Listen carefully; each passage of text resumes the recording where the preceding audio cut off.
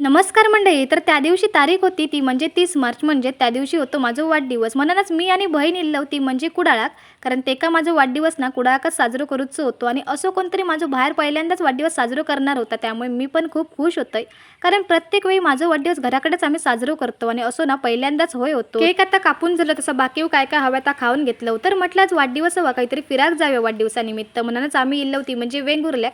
तर हडे ना फिरान झालं तसं ना हिंबाराव खूप लागा होता. तर म्हटलं आता लिंबू सरबत पिऊन घेऊया. तर संध्याकाळी जशी घराकडे येलो ना, तसं लगेचच जेवणावर घेतलं, कारण दुपारपासून आम्ही तशी पण उपाशीच होतो. नंतर म्हटलं आता केक कापल्यावर जेवण काही जाऊचं नाही, केकानंच पोट भरताला. तर आईंना वाढदिवसाचं केकव आणलेलं होतं आणि बाकी सगळी वाढदिवसा केलेली होती. तर म्हटलं आता लगेचच केकव कापून घेऊया.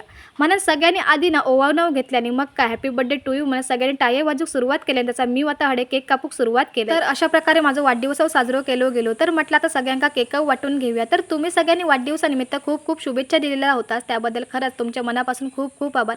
प्रत्येकाक रिप्लाय देणं शक्य होत नाही, त्याबद्दल मनापासून सॉरी.